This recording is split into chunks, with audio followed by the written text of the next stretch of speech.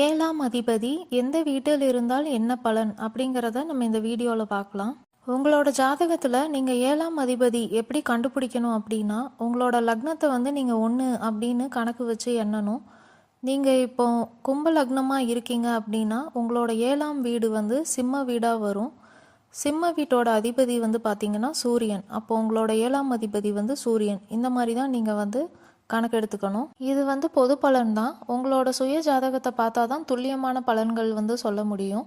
கிரகங்களின் அமைப்பு எப்படி இருக்குது, கூட்டமைப்பு எப்படி இருக்குது, பகை வீடு, நட்பு வீடு, இந்த மாதிரி நிறையா விஷயம் பார்க்கணும்.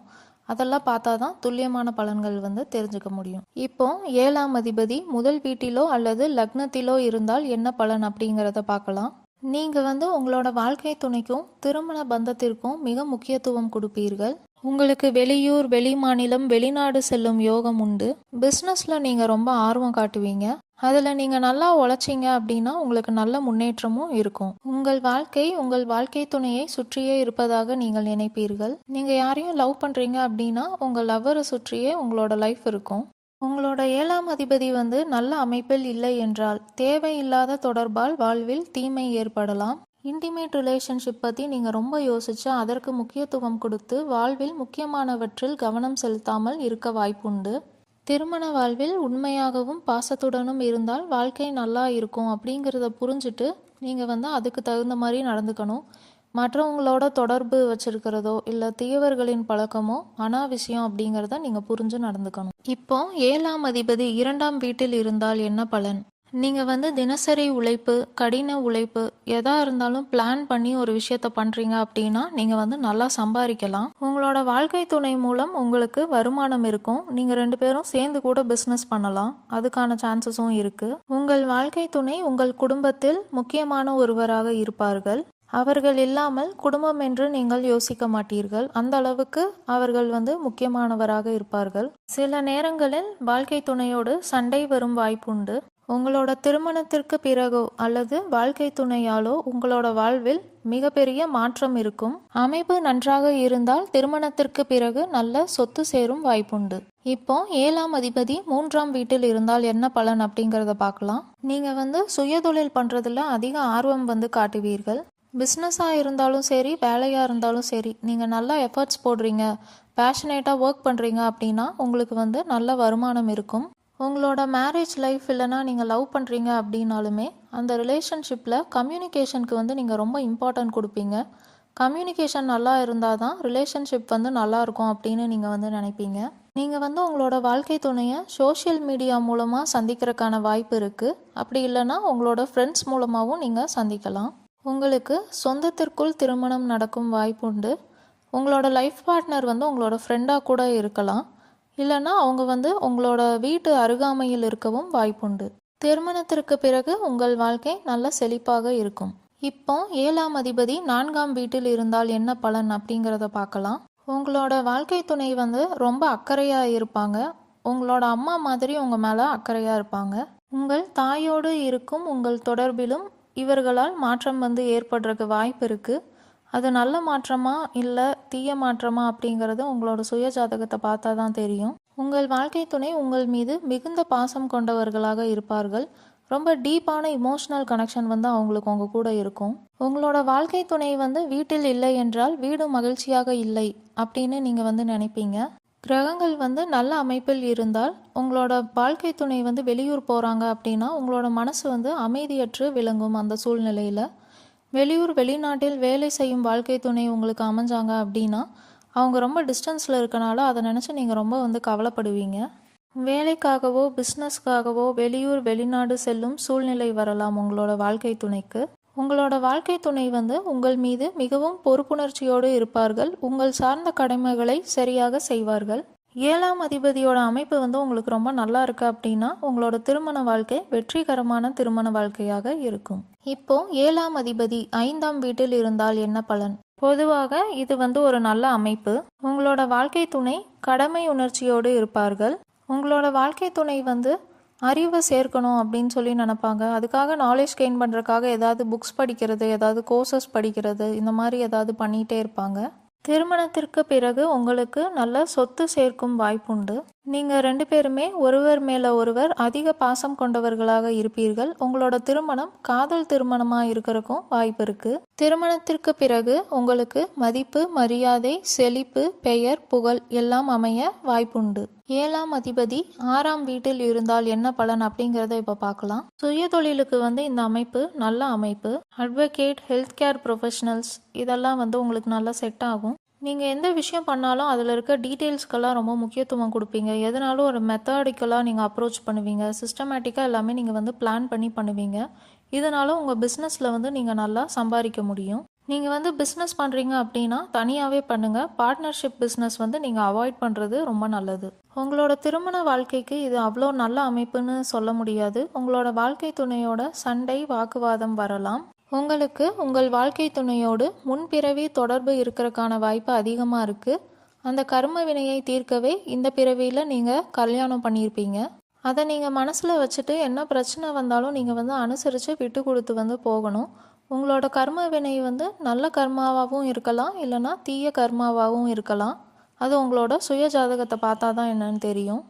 உங்களோட வாழ்க்கை துணை உங்கள் கூட வேலை செய்கிறாங்க, இல்லைனா நீங்கள் பண்ணுற பிஸ்னஸில் அவங்களும் உங்களுக்கு ஹெல்ப்ஃபுல்லாக இருக்காங்க, இல்லை பார்ட்னராக இருக்காங்க, இல்லை வெளியூர், வெளிநாடு, வெளி மாநிலத்தை சேர்ந்தவங்களாக இருக்காங்க, வேறு கல்ச்சர், வேறு ரிலீஜியன், வேறு கேஸ்ட் இந்த மாதிரி சம்மந்தப்பட்டவங்களாக இருக்காங்க அப்படின்னா வாழ்க்கையில் அவ்வளோ பெரிய பிரச்சனை இருக்காது. சமாளிக்கக்கூடிய பிரச்சனை தான் வரும்.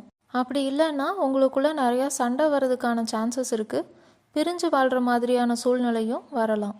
இருந்தாலும் உங்களோட சுய ஜாதகத்தை பார்த்தா மட்டும்தான் என்ன பலன் உங்களுக்கு இருக்குது அப்படிங்கிறத தெளிவாக சொல்ல முடியும். 7ஆம் அதிபதி 7ஆம் வீட்டில் இருந்தால் என்ன பலன் அப்படிங்கிறத பார்க்கலாம். 7ஆம் அதிபதி 7ஆம் வீட்டில் இருக்காங்க அப்படின்னா அவங்களோட சொந்த வீட்டிலேயே இருக்காங்க. இது ரொம்ப பவர்ஃபுல்லான ஒரு அமைப்பு. அந்த 7ஆம் வீடு நல்ல வீடாக இருந்தது அப்படின்னா உங்களோட திருமண வாழ்க்கைக்கு அது ரொம்ப நல்லது. ராகு கேதுவோட தொடர்பு இருந்தால் உங்களோட திருமண வாழ்க்கைக்கு அவ்வளோ நல்ல பலன் இருக்காது. உங்களுக்கு லவ், திருமணம், பார்ட்னர்ஷிப் பிஸ்னஸ் இதில் ஆர்வம் ரொம்ப அதிகமாக இருக்கும். கிரகங்கள் நல்ல அமைப்பில் இருந்தால் உங்களோட ஆசைகள் எல்லாமே நிறைவேறும். உங்களோட திருமண வாழ்க்கை அழகானதாகவும் ஆரோக்கியமானதாகவும் இருக்கும். உங்களுக்கும் உங்களோட பார்ட்னருக்கும் நல்ல ஃபிசிக்கல் இன்டிமசி இருக்கும். நீங்கள் பிஸ்னஸ் இல்லைனா வேலை பண்ணுறீங்க அப்படின்னா அதில் வெளி மாநிலம், வெளிநாடு தொடர்பு இருக்குது அப்படின்னா அது உங்களுக்கு ரொம்ப நல்லது. நீங்கள் நல்லா சம்பாதிக்க முடியும். அதில் உங்களுக்கு ஒருவேளை ஜாதகத்தில் நல்ல அமைப்பு இல்லை, தீய கிரகங்களின் பார்வை இல்லைனா கூட்டமைப்பு இருக்குது அப்படின்னா இல்லீகல் அஃபையர்ஸ் இருக்கிறக்கும் சான்சஸ் இருக்குது. திருமணத்திற்கு பிறகு கூட எக்ஸ்ட்ரா மேரிட்டல் அஃபையர்ஸில் நீங்கள் இருக்கிறக்கும் வாய்ப்பு இருக்குது. நீங்கள் திருமண பந்தத்தை மதித்து உங்களோட பார்ட்னருக்கு உண்மையாகவும் நேர்மையாகவும் இருக்கிறது தான் நல்லது. இப்போ 7ஆம் அதிபதி 8ஆம் வீட்டில் இருந்தால் என்ன பலன் அப்படிங்கிறத பார்க்கலாம். நீங்களும் உங்கள் வாழ்க்கை துணையும் சேர்ந்து சொத்து வாங்கும் வாய்ப்புண்டு. நீங்கள் திருமணத்திற்கு பிறகு ஏதாவது சொத்து வாங்குறீங்க அப்படின்னா அது ரெண்டு பேர்லேயும் சேர்ந்து வாங்குவீங்க. அந்த மாதிரியான சான்சஸ் தான் அதிகமாக இருக்குது. உங்களோட வாழ்க்கை துணை அவங்களோட குடும்பத்து மேலே ரொம்ப அட்டாச்சாக இருப்பாங்க. கிரகங்கள் நல்ல அமைப்பில் இல்லை அப்படின்னா அவங்க அப்படி இருக்கிறதுனால நிறையா சண்டை வரும். உங்களுக்குள்ள பிரியருக்கான வாய்ப்பும் வரலாம். இருந்தாலும் நீங்கள் நவாம்சம்லேயும் பார்க்கணும். இந்த 7ஆம் அதிபதி உங்களோட நவாம்சமில் எங்கே இருக்காங்க, அதோட அமைப்பு எந்த மாதிரி இருக்குது அப்படிங்கிறதையும் பார்த்து தான் நம்மளால் கரெக்டாக சொல்ல முடியும். நல்ல அமைப்பில் இல்லை என்றால் சண்டை, சச்சரவு, வாக்குவாதம் பிரியும் சூழ்நிலை வரலாம். நல்ல அமைப்பில் இருந்தால் திருமணத்திற்கு பிறகு சொத்து சேர்க்கை இருக்கும். இருந்தாலும் இந்த 7ஆம் அதிபதி உங்களோட நவாம்சமில் எந்த அமைப்பில் இருக்குது அப்படிங்கிறத நம்ம பார்க்கணும். உங்களுக்கும் உங்கள் லைஃப் பார்ட்னருக்கும் நல்ல ஃபிசிக்கல் இன்டிமசி இருக்கும். இது உங்கள் திருமண வாழ்க்கை வெற்றிகரமாக இருக்கிறதுக்கு ஒரு வாய்ப்பாக இருக்கும். திருமணமாகி கொஞ்சம் வருஷம் ஆக ஆக நீங்கள் ரெண்டு பேருமே மெச்சூர் ஆக உங்களோட வாழ்க்கை நல்லா இருக்கும். ஆன்மீக பந்தமாக உணர்வீர்கள் இருவரும். இது ஒரு நல்ல அமைப்பு இந்த விஷயத்தை பொறுத்த வரைக்கும். ஆனாலும் ஆரம்ப கட்டத்தில் பிரச்சனைகள் வரும். அதெல்லாம் நீங்கள் அனுசரித்து விட்டு கொடுத்து சமாளித்து போகணும். இப்போ 7ஆம் அதிபதி 9ஆம் வீட்டில் இருந்தால் என்ன பலன் அப்படிங்கிறத பார்க்கலாம். இந்த அமைப்பு பொதுவாக நல்ல பலன்களை தரும். திருமண வாழ்வில் இருவரும் உங்கள் கடமைகளை சரிவர செய்வீர்கள். இருவரும் ஒருவரின் பொறுப்பை மற்றொருவர் ஏற்றுக்கொள்வீர்கள். திருமணத்திற்கு பிறகு உங்கள் அதிர்ஷ்டம் அதிகரிக்கும். அதிர்ஷ்டசாலியாக உணர்வீர்கள். நீங்கள் உங்கள் வாழ்க்கை துணையை வெளியூர் இல்லைனா வெளிநாட்டின் பயணத்தின் போது சந்திக்க வாய்ப்புள்ளது. உங்கள் வாழ்க்கை துணை முன் பிறவியிலும் உங்கள் வாழ்க்கை துணையாக இருந்திருக்கும் வாய்ப்புள்ளது. இந்த பிறவியிலும் அவரையே திருமணம் செய்யும் பாக்கியம் பெற்றவர்களாக நீங்கள் இருக்கலாம். வாழ்க்கை துணை நன்கு படித்தவர்களாக இருப்பார்கள். மத நம்பிக்கை கொண்டவர்களாகவும் அதன் வழி நடப்பவர்களாகவும் இருப்பார்கள். பயணம் செய்வதில் ஆர்வம் கொண்டவர்களாக இருக்கலாம். நீங்கள் சுயதொழில் பண்ணுறீங்க அப்படின்னா அந்த தொழிலுக்காக தொலைதூர பயணம் மேற்கொள்ள வேண்டி வரலாம். ஆனால் நீங்கள் அந்த மாதிரி போனீங்க அப்படின்னா அது நல்லது தான். உங்களுக்கு அதனால் நல்ல வருமானம் இருக்கும். இந்த அமைப்பு பொதுவாக நல்ல அமைப்பு. இருந்தாலும் நவாம்சத்துலேயும் இந்த கிரகம் எங்கே இருக்குது, அதோட அமைப்பு எப்படி இருக்குது அப்படின்னும் பார்த்துக்கணும்.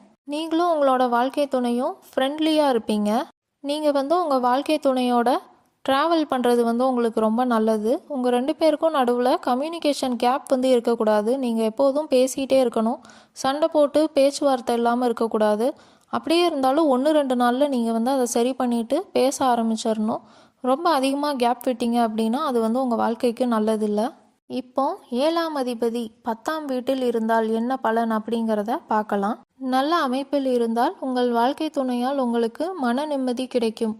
அப்படி இல்லை என்றால் திருமண வாழ்க்கையில் பிரச்சனைகள் இருக்கும்.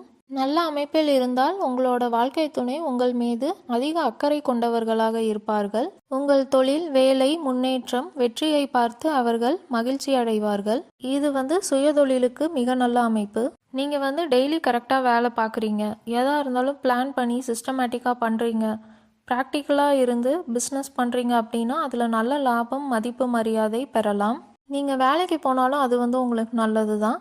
அன்றாட வேலையை நீங்கள் கரெக்டாக பண்ணணும். பிளான் பண்ணி சின்சியராக பண்ணினீங்க அப்படின்னா நல்ல முன்னேற்றம் அடையலாம். நீங்கள் பிஸ்னஸ் பண்ணாலும் சரி, வேலைக்கு போனாலும் சரி, பேலன்ஸ்டாக இருக்கீங்க அப்படின்னா அது உங்களுக்கு சக்ஸஸ் கண்டிப்பாக கொடுக்கும். உங்களோட வாழ்க்கை துணை உங்கள் கூட வேலை செய்கிறவங்களா இருக்கலாம். இல்லைனா உங்கள் கூட வேலை செய்கிறவங்கனால அறிமுகமானவர்களாக இருக்கலாம். உங்கள் கூட வேலை செய்கிறவங்க மேலே உங்களுக்கு ஈர்ப்பு வர்றதுக்கான வாய்ப்பு அதிகமாக இருக்குது. நீங்கள் உங்கள் கூட வேலை செய்கிறவங்கள லவ் பண்ணி மேரேஜ் பண்ணுறதுக்கான சான்சஸும் இருக்குது. ஒருவேளை உங்களோட சுய ஜாதகத்தில் அமைப்பு நல்லா இல்லை அப்படின்னா திருமணத்திற்கு பிறகு நீங்கள் உங்கள் கூட வேலை செய்கிறவங்க கூட எக்ஸ்ட்ரா மேரிட்டல் அஃபேரில் இருக்கிறதுக்கான வாய்ப்பும் இருக்குது. உங்களோட வாழ்க்கை துணைக்கு நீங்கள் உண்மையாகவும் நேர்மையாகவும் இருந்தீங்க அப்படின்னா தான் உங்கள் வாழ்க்கையில் முன்னேற்றம் அப்படிங்கிறத நீங்கள் மனசில் ஞாபகம் வச்சுட்டு உங்களோட திருமண பந்தத்திற்கு முக்கியத்துவம் கொடுத்து நடந்து கொள்வது நல்லது. இப்போ 7ஆம் அதிபதி 11ஆம் வீட்டில் இருந்தால் என்ன பலன் அப்படிங்கிறத பார்க்கலாம். இந்த அமைப்பு பொதுவாக நல்ல அமைப்பாக கருதப்படும். திருமணத்திற்கு பிறகு செழிப்பு, வசதி, பெயர், புகழ், மதிப்பு பெறுவீர்கள். உங்களோட சுற்று வட்டார பழக்க வழக்கம் அதிகமாகும். சோஷியல் நெட்வொர்க் இன்க்ரீஸ் ஆகும். சுய தொழிலில் நன்றாக லாபம் வரும். உங்களோட தொழிலில் வானமே எல்லை என்ற அளவுக்கு நீங்கள் உயரலாம். நவாம்சத்திலும் இந்த கிரகம் நல்ல அமைப்பில் இருந்தால் உங்கள் வாழ்க்கை துணை உங்களை மிகவும் நேசிப்பார்கள். நீங்களும் உங்கள் வாழ்க்கை துணையை மிகவும் நேசிப்பீர்கள். ஒருவேளை உங்களோட சுய ஜாதகத்தில் அமைப்பு நல்லா இல்லை, தீய அமைப்பில் இருந்தால் உங்களுக்கு இல்லீகல் அஃபேர்ஸ் உங்கள் சோஷியல் சர்க்கிளில் இருக்கவங்க கூட இருக்கிறதுக்கான வாய்ப்பு இருக்குது. இருந்தாலும் நீங்கள் உங்கள் திருமண வாழ்க்கையில் உங்கள் வாழ்க்கை துணை கூட நல்ல முறையில் வாழ்வது தான் உங்கள் வாழ்விற்கு முன்னேற்றத்தை தரும் அப்படிங்கிறத நீங்கள் புரிஞ்சுட்டு இந்த மாதிரி illegal affairs, extra marital affairs மாதிரி போகாமல் உங்கள் பார்ட்னருக்கு உண்மையாக இருக்கிறது தான் நல்லது. இப்போ 7ஆம் அதிபதி 12ஆம் வீட்டில் இருந்தால் என்ன பலன் அப்படிங்கிறத பார்க்கலாம். பொதுவாக இது அவ்வளோ நல்ல அமைப்புன்னு சொல்ல முடியாது. திருமண வாழ்வில் சண்டை சச்சரவு வரும் வாய்ப்புண்டு. கருத்து வேறுபாடும் வரலாம். உங்களோட வாழ்க்கை துணை வெளி மாநிலம், வெளிநாடு சம்மந்தப்பட்டவங்களா இருக்காங்க.